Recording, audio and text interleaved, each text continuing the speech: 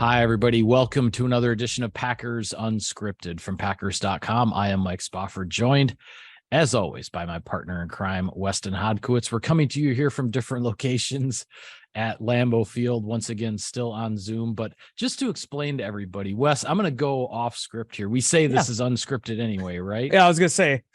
People are wondering, like, what is the deal? Like, the football team has this brand new facility, and you guys are still doing the show on Zoom. So what's up? Here is what's up. You know, those new video boards that are being installed for the stadium, these huge, like, massive things. Well, the installation of those, if I can get the words out of my mouth. Easy for you to say. Right. Requires a revamping of the control room that runs those video boards. And that control room is the same one that runs the remote cameras that shoot Packers Unscripted when we are in our usual studio setting. So for these several months now, and unfortunately now still continuing into the beginning of training camp, the control room is not available. Therefore, our usual studio setup for Unscripted is not available. But I promise you, because there are football games to be played at Lambeau Field, which means everything needs to be in working order with the scoreboards in the control room, we will be back to our regularly scheduled setting and programming at some point here. So I just wanted to get that out of the way for all the fans, so you understand why we're doing this the way we are. See, and everybody's going to think I'm a liar now, because when people have been asking that, I've been actually walking around going, hey, guys, the reason we're separated is Spoff was made editor of Packers.com, and then he didn't want to be in the same room as me anymore. He didn't want to be in the same studio. The studio was only big enough for one of us, so I got shuffled up to the 5th floor here, right next to all the suites. So yeah, and they bought that line too. They actually believed you. So everybody's like, "Oh wow, Spoff, he's a real jerk." Yeah, I had to come to my own defense there. So anyway, all of that aside, I apologize for the interlude, but the first day of training camp is in the books. Shortly after we get done recording this episode, Wes and I will be headed back to Nishke Field for practice number 2.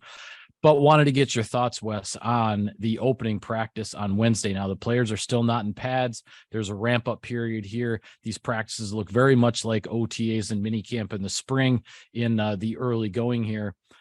But if you want to know, okay, so who won the first practice? The defense won the first practice. And honestly, that is pretty typical of almost any training camp at this stage.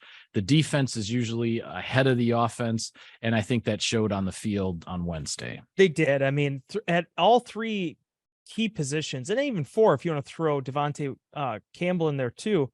I'm sorry, Devondre Campbell. I have too many guys on the top of my head there. Easy for you to say. Easy for me to say, but Devontae White actually had like the first pressure practice. But you look at Preston Smith coming off the edge, you look at Kenny Clark in the middle, and then Jair Alexander on the perimeter. I thought all 3 of those guys had some of their better practices I think I've ever seen in their Green Bay Packers uniforms. I mean, they all were disruptive in their own way. I would probably, as I said in our 3 things video, put Jair as the MVP of day one. I mean, you just could not throw on the kid. And as I joked about during 3 things, I mean, if there was any question about, okay, well, Jair Alexander isn't here for OTAs. I mean, that kid was totally up on everything that he was doing. I mean, he looked sharp in midseason form. But Mike, as I talked about in our first episode, the thing I thought was so critical for Green Bay's offense was finally going up against Jair. It was going up against Rasul Douglas, those 2 veterans that weren't there during OTAs, trying to see, okay, Romeo Doubs, Jordan Love, Christian Watson, can you get one over on these guys? And Larry, you can go back and watch 3 things. He did a really good job of documenting how close, Dobbs and Love were on a couple of their connections. But the one that stood out to me the most was the slant that they ran from Love trying to hit Watson. Watson wasn't able to bring it in on the first catch, and his ball's kind of hanging up there a little bit. And we know so much about Jair Alexander, Mike. If you don't get that thing caught and pulled in immediately, Jair's breaking it up. I mean, that's his game, and he just doesn't give you that much wiggle room. That's the difference. And that's going to be the key for these young guys moving forward, is understanding the level at which they're going to have to compete to be the number 1, the number 2, the number 3 receiver and be these primary targets for this offense. Yeah, I thought we saw some nice pass breakups from Alexander, as you said. Also, Keyshawn Nixon and Corey Ballentine had a pass breakup against a tight end against Luke Musgrave, the rookie tight end down the sideline. But the other thing I walked away from that first practice thinking about was, because when they went to 11 on 11, the offense was going into the wind. It was actually a fairly, stiff breeze for the summer. And that wind was having an impact on Jordan Love's throws. And I walked away from that practice saying, if that practice had been in the Hudson Center, we'd probably be talking about how incredible a practice Jordan Love had. Now, you have to play outside. You have to play in the elements. And afterward, Jordan Love was not making any excuses. He's like, yeah, the wind got me on a couple of throws. They hung up there a little bit. The defenders were able to knock them away instead of, connecting and making those completions. But that was one thing that occurred to me, is that in a controlled environment, Jordan Love was right on target. And another thing he's going to learn as he goes along, that every day you're out there on the field, something can be different, and it's about adjustments. And when you only have a couple dozen plays to run in a practice, sometimes it can be tough to make that adjustment right away. Mike, I'm going to say one more thing on that too. The Ballantine breakup. I got a big kick out of Aaron Jones. Was phenomenal to his locker. He talked for like a half an hour on Wednesday. He had a great line though, talking about the Musgrave play and how big of a moment that was for Luke Musgrave, because as he said, originally when I watched it first time, like, oh, was the ball just slightly underthrown that Ballantine was able to make the play on it? And Aaron Jones is like, no, I mean, that is late hands to a T. Luke got his hands out there. Ballantine saw it. And when you put that blood in the water, defensive backs are always going to jump on it. That's what training camp is for. That's what these practices are for. Having those type of moments, understanding, okay, if I do X, this is what Y's response is going to be. And certainly, I think when you talk about a young guy with as much potential as Musgrave has, and certainly from an X's and O's perspective, there's a lot to learn, but physically, a lot of talent there. Those are the day one things that you tend to look for, and you hope that they don't show up again on day 2 and 3. Yeah, well, we certainly expect the offense to keep putting things together and to catch up in some respects to where the defense is. But as I said, I mean, you and I both, Wes, we've been doing this for a long time. I don't know if I've ever gone to a first practice of training camp and walked away saying, well, the offense had their way today. I mean, defense always wins early in training camp. It's you can almost guarantee it. So a couple other thoughts quickly. With regard to the depth chart, on our previous episode, we talked about, the open competitions at a couple of spots. Just to give you the update there, where things started on day 1, Rudy Ford was the safety that was lined up alongside Darnell Savage with the first unit defense. And then with regard to right tackle on offense, Zach Tom, the second-year pro out of Wake Forest, 4th-round draft pick last year, he was the first one to get the shot at right tackle. And with David Bakhtiari being on a somewhat modified practice schedule right now, where he's not taking all of the reps with the first unit at left tackle, when Bakhtiari stepped away from the first unit here and there throughout practice, Yash Nyman was the left tackle stepping in there. So that's the update on where things are with the depth chart in the early going. Anything else depth chart wise that you took note of on day 1, Wes? Well, first thing, as you mentioned, Mike, Rudy Ford getting that opportunity. John Owens and Dallin Levitt were the safeties with the number 2s. Tarvarius Moore, obviously out with an illness right now. I think it's really interesting that Thump Gaines is still, he is a safety, but it almost seems like the Packers are running him more like a slot. And he was one of those next guys up after Keyshawn Nixon in the slot with some of those second teams. Great size. We saw a little bit of a breakup. Again, it doesn't take a lot for Thump to make an impact. And it happened, I believe it was against Christian Watson. I can't remember exactly which, but the kid can put on the brakes and he's still going to end up getting home occasionally. A few other things to keep an eye on. I'm going to be going into this practice. We're shooting this before Thursday's practice. But I'll be keeping an eye on Jonathan Garvin. He actually was working a little bit with the inside defensive line players. So I'm curious to see what the plan is for him there and where they're going to go moving forward. And if he's going to play both, or he's going to try to work them. Sometimes they do that cross training. Because if you look at it, Mike, outside linebacker got filled up pretty quick now with Lucas Van Ness back. They're hoping to have Rashawn Gary back, potentially sometime here during training camp. Then you have JJ Enagbari, you have Justin Hollins. I mean, the Packers, position that went from being, a little shallow last year, that they had to bring in a guy like Hollins after Gary's injury. Well, now suddenly they have a dearth of options, or not a dearth, but an overabundance of options with Lucas Van Ness in the fold. Yeah, and that was another thing I took note of too, because we'll watch as training camp unfolds, not only for when Rashawn Gary gets back in the mix, which the hope is that maybe by the end of training camp he gets the medical green light to go, but also that the way things started with Rashawn Gary out, the starting outside linebackers were Preston Smith and Justin Hollins. Lucas Van Ness, the first-round pick out of Iowa, not working with the first team just yet. That's another thing to watch, because I think at some point he's going to work his way up and at least be rotating in with the first team, perhaps sooner than later.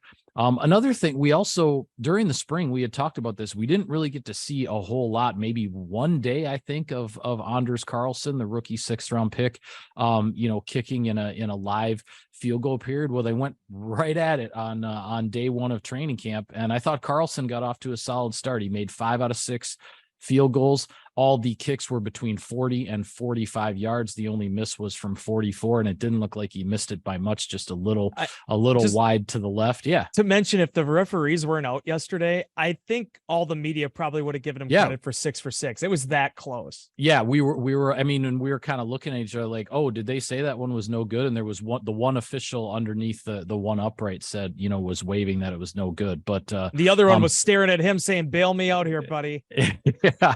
The other thing I want to see too, moving forward, and I'm sure we'll see it at some point in camp. We don't have the schedule in front of us in terms of what days they're doing what, but knowing the leg strength that Carlson has, and he was kicking with the wind behind him yesterday. So the ball was really taking off, but I want to see him on kickoffs. I want to see, I want to see him with the full run up and wind up and where that ball ends up on a kickoff, because I think that's something that the Packers are going to be counting on from their new young kicker is to boom that ball to the back of the end zone as often as possible. Yeah, and an effortless stroke. I mean, that was sort of my biggest takeaway, and the little bit we got to see him in mini camp, and then certainly watching him again on Wednesday. The guy doesn't have to overexert his body in order to develop that kinetic energy in that football. And as we saw last year, I mean, I love Mason. We'll always love Mason, and I hope that he still gets a chance to keep playing. But you and I had those questions every once in a while of, hey, is this, if Mason keeps kicking, are they going to eventually have to start going the Adam Vinatieri route where you have a punter that can handle kickoffs? And we saw last year, Packers wanted to stick with the kicker. They didn't want to go with Pat O'Donnell on that. So, that's going to be a big part of the job description for Anders Carlson, probably something none of us have really talked about. But the fact of the matter is that when they drafted him, it was about the leg strength and then hoping that the mechanical issues that he worked through after that ACL injury could be smoothed out with Rich Bisaccia and his team. Yeah, no question about it. We'll get to a few more observations from day one of camp in a minute, but first, some sponsor business. Sirius XM NFL Radio delivers hard-hitting analysis and up-to-the-minute NFL news that true football fanatics need 24/7, 365. And at Cousin Subs, we have something for everyone, like our Wisconsin cheese curds, mac and cheese, golden fries, and creamy shakes, all paired with your favorite sub or sub in a bowl. Cousin Subs, 50 years of better. Well, we found out some other little tidbits of news, I guess you could call them, with regard to Jordan Love as he makes this transition to QB1 here for the Green Bay Packers. The night before his first training camp practice, he actually got a text message communicating via text with his predecessor, Aaron Rodgers. Rodgers giving him some words of encouragement, wishing him good luck and saying, hey, just be yourself out there. And that's what we've heard from Jordan Love all the way along. It's like, hey, he knows he can't try to be Aaron Rodgers. He can't try to be anybody but himself. And as Matt LaFleur likes to say, be the best version of that self. And that's what Jordan Love is out to do. And we also found out some more details about these off-season workouts that people saw snippets of on social media over the last several weeks and whatnot, with Jordan Love and Aaron Jones and some of the other guys getting together out in California. And Wes, you talked to some of the players in the locker room about those. There is a story on Packers.com detailing all that. So what'd you find out?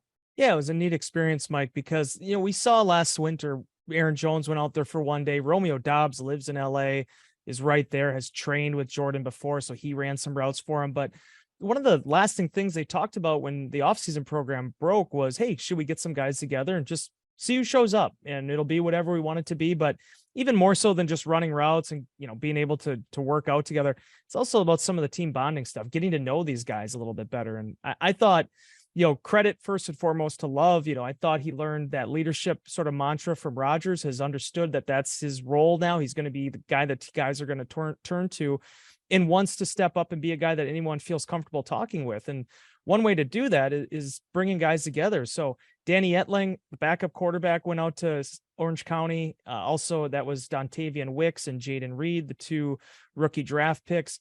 Christian Watson was able to make it out there as well. Jeff Cotton also took part in that, although Jeff was let go this week. So it was 8 guys altogether that were able to spend a couple days together. They got rooms at the same hotel. They ate dinners together for a couple days, even went bowling. Although it was funny, Aaron Jones laughed about how they originally were supposed to be setting up some kind of reservation where they were going to go to a local speedway and drive go-karts. And somehow the reservations on that got messed up. And Jordan was like, well, let's go bowling. It was like straight out of the Big Lebowski. Let's go bowling. So, and as it turns out, Jordan's a pretty good bowler, as everyone found out pretty quickly. So, but Mike, coming back now, the offseason program, whether it's Jordan and these younger receivers, or even a guy like Aaron Jones in his 7th season, getting to know Dontavian Wicks and Jaden Reed a little bit more, that's going to be such a big part of this thing, because in a lot of ways, as Matt LaFleur's message has been to this team, they are all in this together. I mean, it's not going to be about Aaron Jones. It's not going to be about Jordan Love. It's going to be about who are your primary playmakers and who steps up alongside those men. And if the Packers are going to get to where they want to be this year and show those signs of growth and improvement, it's going to happen through all those guys that went down to Southern California with Love. And I just thought that showed a lot of maturity on Love's part too. Okay, I'm not just going to go work out and run routes for random people. I want to get my receivers there. I want to get my timing down and also have a little bit of fun in the spare time as well. Yeah, and the competitiveness apparently was in full force as well, because Christian Watson apparently is not willing to concede that Jordan Love is the best bowler in the group, even though Love rolled a 198, which is a pretty good score. But Watson was complaining that the lanes were too oily or something, because he throws like a big hook and his ball wasn't turning and cranking into the pocket the way he's used to. So yeah, these guys are getting to know each other. They're getting to be friends, but trust me, anytime, whether it's the football field or the bowling alley, these guys are competitive and they're going at it with one another for sure. It's like, who's the better tennis player on clay or grass, like trying to find out who exactly, holds the dominance there. But no, I think it's been good. And I mean, we talked about it a little bit during the summer too, but Jordan getting together with Christian and Jonathan Owens, Simone Biles up in Door County for a couple days with AJ Dillon. Those are the type of things you don't want to force it. You don't want to be like, oh, I got to go out and do all this stuff. But when you can build those type of relationships and those connections, that matters. And as Aaron Jones said, I didn't work this into the story, but a lot of those young guys that he hadn't really talked much with before, he was texting with them afterwards. He was talking with him in the lead up into this training camp. And yes, it was a learning experience for the offense on day one, but certainly the roots are there. The seeds have been planted, and now you just kind of want to watch it grow. Well, with that, we do have to get rolling with the second practice right ahead of us here after we turn off these cameras. But on our next show next week, we will have a few more practices to discuss and a few more observations to get to. So we will definitely share those with you. But for now, for Wes, I am Mike. Thank you for tuning in, everybody. We'll call it a wrap on this edition of Packers Unscripted, and we will see you next time.